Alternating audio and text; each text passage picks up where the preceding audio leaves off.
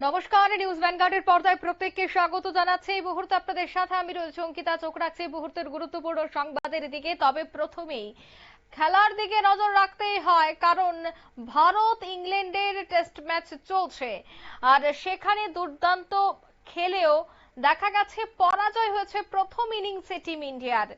তবে বার্মিংহামে প্র্যাকটিস শুরু করে দিয়েছে রাহুল গিলেরা। ইংল্যান্ডের দ্বিতীয় টেস্টে উভয় দলের কি স্ট্র্যাটেজি রয়েছে বিস্তারিত জানবো। টেলিফোন লাইনে যুক্ত হয়ে গেছে ক্রীড়া সাংবাদিক মণিময় রয়। মণিময় বাবু, প্রথমে আপনাকে নিউজ ভ্যানগার্ডের পর্দায় স্বাগত জানাচ্ছি।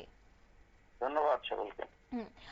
পাঁচটি শতরান করেও দেখা গেল যে প্রথম ইনিংসে ভারতের ঝুলিতে এলো হার। তবে যেহেতু দ্বিতীয় ইনিংস শুরু হচ্ছে, দুঃখিত, প্রথম টেস্টে যেভাবে দেখা গেছে যে শতরান করার পরেও ভারতের হার হয়েছে, তবে দ্বিতীয় পর্যায়ের খেলা শুরু হতে চলেছে। এর আগে ভারতীয় দলের কি প্রস্তুতি থাকবে? আসলে প্রথম টেস্টের হারটা যত তাড়াতাড়ি ভুলে যেতে পারে ভারতীয় দলের পক্ষে ততই ভালো। দ্বিতীয় টেস্টটা এজবাস্টনে হয়। সাধারণভাবে বলা হয় যে এজবাস্টনের যে পিচ, বার্মিংহামের এই এজবাস্টন মাঠের পিচ, সেটা হচ্ছে ব্যাটসম্যানদের অনেকটা স্বর্গরাজ্যের মতো। ফলে স্বাভাবিকভাবেই সেখানে অনেকটাই স্বাভাবিকভাবে ব্যাটসম্যানরা খেলতে পারেন। আগের টেস্টের কথা যদি বলি, তাহলে আমাদের ব্যাটসম্যানরা যেভাবে শুরু করেছিলেন, মিডল অর্ডাররা সেভাবে সহায়তা করতে পারেননি। সেই জন্য পাঁচটা টেস্ট সেঞ্চুরি বড় কথা না, বড় কথা হচ্ছে রানটাকে বিপক্ষের সামনে আমি কি টার্গেট রাখতে পারলাম। যে টার্গেটটা প্রথম ইনিংসে রাখার কথা ছিল, আমার ধারণা সেটা 100 রান মতো কম ছিল, যার ফলে এই টেস্টের দ্বিতীয় ইনিংসে আমরা 6 রানে লিড নিয়েও যে রানটাকে আরো একটু বাড়িয়ে নিতে পারতাম, মিডল অর্ডারদের শেষ সময় মিডল অর্ডারদের যে ব্যাটিং হওয়ার কথা ছিল সেটা হতে পারেনি। শুনলে অবাক হওয়ার মতো যে প্রথম ইনিংসে আমরা 41 রানে শেষ 7টা উইকেট হারিয়েছি, দ্বিতীয় ইনিংসে সেইভাবে 34 রানে 6খানা উইকেট হারিয়েছি। ফলে এই যে আঘাতটা, এই যে সেটব্যাকটা, সেটাকে যত তাড়াতাড়ি ভুলে যাওয়া যাবে, দ্বিতীয় টেস্টে আমরা ততটাই ফেরত আসতে পারবো। এজবাস্টন টেস্ট 2 তারিখ থেকে শুরু হয়েছে। ভারত মাঠে ওখানে প্র্যাকটিসে নেমেও পড়েছে, এজবাস্টনে এসে প্র্যাকটিসে নেমেও পড়েছে। কিন্তু ভারতের পক্ষে যেটা সমস্যা হয়ে দাঁড়িয়েছে, যে ভারতীয় দলের একমাত্র বোলারটা চোখে পড়ার মতো প্রথম টেস্টে যেটা করেছিলেন জসপ্রীত বুমরা, তাকে হয়তো দ্বিতীয় টেস্টে নাও দেখা যেতে পারে। আমার কাছে যা খবর, যদিও সরকারিভাবে সেটা বলা হয়নি, তার একটা ডান হাতের হাড়ে কিন্তু একটা ব্যথা আছে, এটা পুরনো ব্যথাই, সেটা আসছে। বুমরার হয় কি, বিশেষ ক্রিকেট বিশেষজ্ঞরা বলেন বুমরার যে বোলিং এর যে অ্যাকশন, সেই অ্যাকশনে কিন্তু সাধারণত প্রথা মাফিক অ্যাকশন যেটা, সেটা হয় না। ব্যাটসম্যানরা কিন্তু তাতে স্বাভাবিকভাবেই খুব সমস্যায় পড়েন বটে, কিন্তু বুমরার পক্ষ দীর্ঘক্ষণ বল করে যাওয়া যথেষ্ট সমস্যা। যদিও প্রথম টেস্টে প্রথম ইনিংসে এবং দ্বিতীয় ইনিংসে 44 ওভার বল করতে হয়েছে তাকে। দ্বিতীয় ইনিংসের শেষ দিকে তাকে আর বল দেওয়া হয়নি। 19 ওভার বল করার পরে উনি আর বল করতে পারেননি। ফলে আর দ্বিতীয় বিষয় যেটা, সেটা হচ্ছে উনি নাকি নির্বাচক মন্ডলীর সঙ্গে কথাবার্তা বলেই ঠিক করেছিলেন যে 5টা টেস্টের ভেতরে উনি 3টি টেস্ট খেলবেন। আমার মনে হয় না পৃথিবীর কোন ক্রিকেট ইতিহাসে এই ধরনের ঘটনা আছে যে নির্বাচকরা নির্বাচন হতে পারে এমন ক্রিকেটারের সঙ্গে ঠিক করে তারপরে নির্বাচন নির্ধারণ করেন। আমি এই ধরনের ঘটনা এই প্রথম শুনতে পাচ্ছি যে ক্রিকেটার ঠিক করে দেয় উনি কটা টেস্ট খেলবেন। এই যে বিষয়টা, এটা কিন্তু ভারতের ক্রিকেট দলের পক্ষে যেমন একটা সমস্যা, ক্রিকেট দলের পক্ষে তেমনি একটা চিন্তারও। এটা কোনো ক্রিকেটীয় যে চিন্তা ভাবনা থাকে মানুষের, যে পরিকল্পনা থাকে, এই পরিকল্পনার বাইরের ব্যাপার। ভাবা যায় একজন ক্রিকেটার বলে দিচ্ছে আমি 3টের বেশি টেস্ট খেলতে পারবো না, কি করে হয়? এরকমও তো হতে পারে যে এটা উল্টো দিক থেকে যদি ভাবি, যে উনি ঠিক করে দিচ্ছেন ওকে 3টে টেস্ট খেলাতেই হবে, এমন তো হতে পারে। ওনার বাজে পারফরমেন্সের জন্য ওনাকে বাদ দিয়ে দেওয়া হলো দ্বিতীয় টেস্টের পর, তখন কি হবে?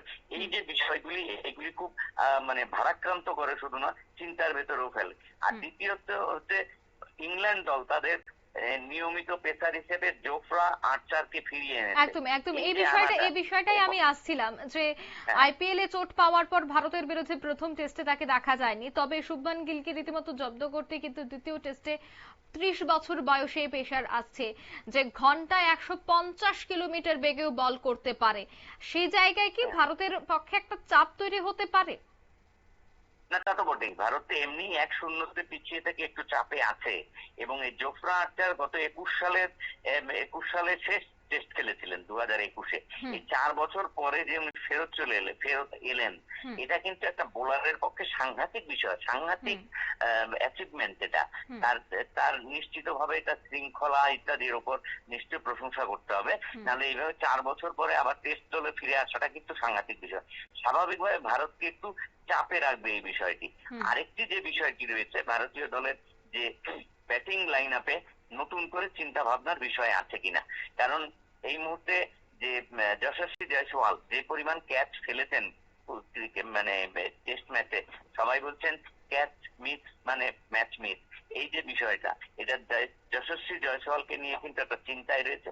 আমার সবচেয়ে খারাপ লেগেছে যখন স্লিপে ওনার হাত থেকে ক্যাচ পড়ছে, ক্লিপে কেন বলছি, হুম থার্ড ম্যানে ফিল্ডিং করার সময় ওনার হাত থেকে ক্যাচ করেছে। এই যে বিষয়, এই বিষয়গুলি দেখা উচিত ছিল। যে কেউ যেভাবেই হোক একটা রিপ্লেসমেন্ট নেওয়া উচিত ছিল যখন সুযোগ ছিল। বুমরার ক্ষেত্রে, বুমরার জায়গায় যদি বসানো হয়, বুমরাকে শুনতে পাচ্ছি দ্বিতীয় টেস্টে হয়তো বুমরা বসবেন, হুম সেই জায়গায় হয়তো অর্শদীপ সিংকে আনা হতে পারে। আর হচ্ছে হুম আরেকজন মিডল অর্ডার হিসেবে সুদর্শন, খুবই সাই সুদর্শন ব্যর্থ হয়েছেন, তাকে বসানো হতে পারে। আসার কথা বাংলার অভিমন্যু ঈশ্বরণকে দলে আনার চেষ্টা হচ্ছে বলে আমার কাছে খবর। এই হুম যে জায়গায় এই এতগুলি পরিবর্তনকে নিয়ে যাকে নিয়ে সবচেয়ে বেশি কথা হচ্ছে সে হচ্ছে কুলদীপ যাদব। হুম কুলদীপ যাদবকে কিন্তু এই টেস্টে খেলানো উচিত। এটা হুম আমি বিশেষজ্ঞ নই, আমি একজন ক্রিকেট কে ভালোবাসি, ক্রিকেটকে খুব কাছ থেকে দেখি বলে হুম আমার মনে হয়েছে যে ইংল্যান্ডের ক্ষেত্রে, ইংল্যান্ড এখনো ভারতীয় স্পিনারদের মোকাবেলা করার ক্ষেত্রে হুম কিন্তু সরগর নয়। সেই হুম ক্ষেত্রে এই যদি কুলদীপ যাদবকে নেওয়া যায়, তার হুম চায়নাম্যান অর্থাৎ হুম এই লেফট আর্মের লেগ স্পিন, হুম এটা কিন্তু ইংল্যান্ডকে বেকায়দায় ফেলতে পারে। হুম এই জায়গায় দাঁড়িয়ে ভারতীয় দল প্রস্তুতি নিচ্ছে। এই হুম প্রসঙ্গক্রমে বলি, এই এজবাস্টনে কিন্তু 1902 সাল থেকে ক্রিকেট খেলা হচ্ছে। হুম এখানে এই পর্যন্ত একজন ব্যক্তিগত স্কোর কিন্তু 294 রয়েছে অ্যালেস্টার কুকের, হুম এবং 2011-তে ভারতের বিরুদ্ধে এটা করেছিল। হুম এখন ভারতীয় ব্যাটসম্যানদের উপর নির্ভর করছে এই হুম সমস্ত রেকর্ড গুলি মাথায় না রেখে হুম বিপক্ষকে বিপক্ষ ভাবে এবং প্রবলতর প্রতিদ্বন্দ্বী হিসেবে চিন্তা হুম করেই ভারত মাঠে নামুক, হুম তাহলে নিশ্চয়ই হুম রেজাল্ট পেতে হুম পারে। হুম অন্যদিকে আর্চারকে নিয়ে যে এই মুহূর্তে যে একটা সংশয় তৈরি হয়েছে, আর্চার দলে ফিরলেও দেখা যাচ্ছে যে এখনো কেউ বাদ পড়েনি, কারণ প্রথম টেস্টে ইংল্যান্ডের 14 জনের স্কোয়াড ছিল। তাই প্রশ্ন হলো যে এই এডবাস্টনে কি প্রথম একাদশে দেখা যেতে পারে আর্চারকে? আর যদি আর্চারকে দলে নেওয়া হয় তবে কি ইংল্যান্ডকে উইনিং কম্বিনেশন ভাঙতে হবে? সেই ঝুঁকি কি নেবে ইংল্যান্ডের থিঙ্ক ট্যাঙ্ক? কি মনে হচ্ছে? না, ইংল্যান্ডের এই সমস্ত ওই যে উইনিং স্প্রি ইত্যাদি ইত্যাদি তারা খুব একটা ভাবে না। আমরা আমাদের মানে আমাদের যে ভারতীয় ক্রিকেট যে কতগুলি প্রথা হয়ে দাঁড়িয়েছে, উইনিং স্প্রি ভাঙবো না ইত্যাদি ইত্যাদি, হুম হুম ইংল্যান্ড খুব একটা হুম মানে না। হুম এমন অনেক ইনস্ট্যান্স আছে ইংল্যান্ড জেতা দল ভেঙেছে, প্রয়োজনে চেঞ্জ করেছে, এমন অনেক দল আছে।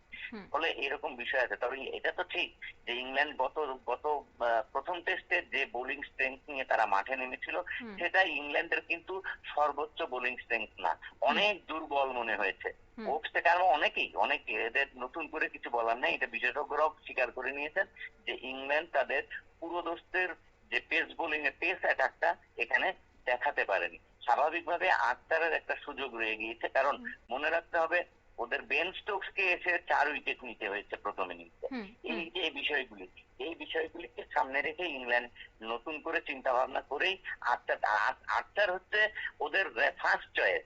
হুম এর আগেও প্রথম টেস্টের আগেই আসতে পারতেন, কিন্তু ফিটনেস টেস্টটা হতে পারেনি দেখে, এবং হুম ওদের নিয়ম হচ্ছে কতগুলি ওই লোকাল যে খেলা, দ্যাট ইজ কাউন্টি লিগ গুলি খেলে হুম তারপর তাকে আসতে হয়। আর্চার সম্প্রতি কাউন্টি লিগে নিজেকে প্রমাণ করেছেন, করে দলে এসেছেন, সুতরাং একাদশে তার থাকা খুব একটা সমস্যার সৃষ্টি হবে না। হুম ধন্যবাদ, অসংখ্য ধন্যবাদ আপনাকে। ধন্যবাদ। অর্থাৎ ইংল্যান্ডের দ্বিতীয় টেস্টে উভয় দলের কি থাকছে পরিকল্পনা, সেটাই হচ্ছে সব থেকে বড় কথা। কারণ একদিকে যখন দ্বিতীয় টেস্টে জসপ্রীত বুমরাহর খেলা নিয়ে সংশয়, ঠিক তখনই ইংল্যান্ডের দলের শক্তি বৃদ্ধি। এজবাস্টনে যশস্বী জয়সওয়াল, শুভমান গিলদের সামনে আতঙ্ক হয়ে উঠতে পারে এই পেসার। দ্বিতীয় টেস্টের জন্য 15 জনের দল ঘোষণা করেছে ইংল্যান্ড, আর তাতে 4 বছর পর সুযোগ পেয়েছে জোফরা আর্চার। নিয়ে নিচ্ছে ছোট্ট একটি বিজ্ঞাপন বিরতির সঙ্গে থাকুন।